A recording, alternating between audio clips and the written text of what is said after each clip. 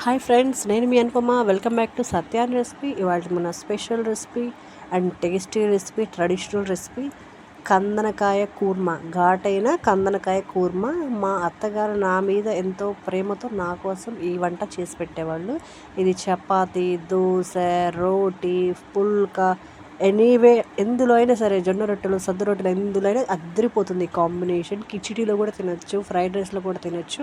ఎలా చేయాలో నేను చూస్తాను. వీడియో ఎక్కడ స్కిప్ చేయకుండా చూడండి. ఇప్పుడు వీడియోలోకి వెళ్దాం. మట్టి పాత్ర స్టవ్ మీద పెట్టేసి ఆయిల్ వేసానండి. ఆయిల్ కొంచెం హీట్ ఎక్కాలి. చూసారా, ఆయిల్ హీట్ ఎక్కిపోయింది.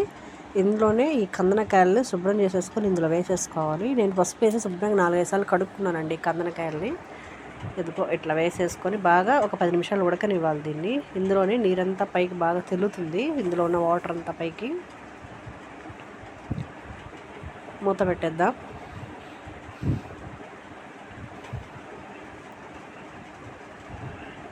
ఇలా 10 నిమిషాల తర్వాత మూత తీసి చూస్తే ఇదంతా చూసారా బాగా ఉడికిపోయింది. ముక్కలన్నీ బాగా వాటర్ అంతా, దాంట్లో ఉన్న ఆయిల్ కానీ వాటర్ కానీ మొత్తం బయటికి దిగుతుంది. ఇదంతా బాగా చిటపటా పైకి జాగ్రత్తగా కలుపుకోవాలి ఇది. ఇప్పుడు దీన్ని ఒక గిన్నెలో పెట్టేసుకుందాం మొత్తం తీసేసి ఉడికినటువంటి కందనకాయల్ని. ఇప్పుడు దీనికి ఏం కావాలో చూద్దాం. టమోటాలు, ఉల్లిపాయలు, ఒక 5-6 పచ్చిమిర్చి చీలికలు తీసుకున్నాను. మసాలాకి ధనియాలు, లవంగాలు, షాజీరా, ఇది ఏమంటారండి, స్టార్ పువ్వు అంటారు. ఇది స్టార్ పువ్వు, జీలకర్ర, మరాఠీ మొగ్గ, చెక్క, జాపత్రి, అదే జాపత్రి, జాజికాయ అన్నీ అంటారు కదా. మసాలా ఇంగ్రీడియంట్స్ అన్నీ వేసానండి నేను. ఆయిల్ ఇదే మట్టి పాత్రలో ఆయిల్ వేసేసి ఉల్లిపాయలు వేసేస్తున్నాను. ఇవి బాగా వేపుకోవాలి.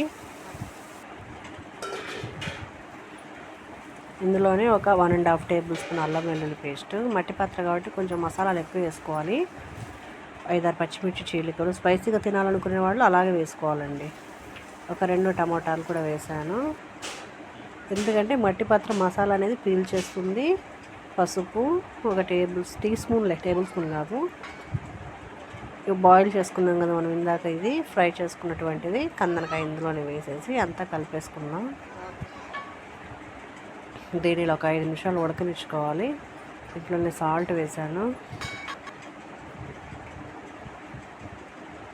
1 టీ స్పూన్ కారం వేసాను. సరిపోకపోతే మీరు 1.5 టీ స్పూన్ వేసుకోండి. ఇంకా స్పైసీగా తినాలని 2 టీ స్పూన్స్ వేసుకోండి. ఇది మనం మిక్స్ చేసుకున్నటువంటి మసాలా ఉంది కదా, అది కూడా ఇందులోనే వేసేసాను. అంతా కలిపేసి దీన్ని అంతా ఒక 10 నిమిషాలు బాగా ఉడికించుకోవాలి. కొత్తిమీరతో గార్నిష్ చేసుకోవాలి. లైక్ కొట్టండి, సబ్స్క్రైబ్ చేసుకోండి. నా ఛానల్ రెగ్యులర్గా చూడండి, నన్ను ఆదరించండి. మర్చిపోమాకండి, రెగ్యులర్గా చూడండి. మట్టి పాత్రలోనే చేసి చూపిస్తాను వీలైన వంటలు, వెజ్ అండ్ నాన్ వెజ్. ఇప్పుడు ఇదంతా మనం ఒక బౌల్లోకి మార్చేసుకుందాం.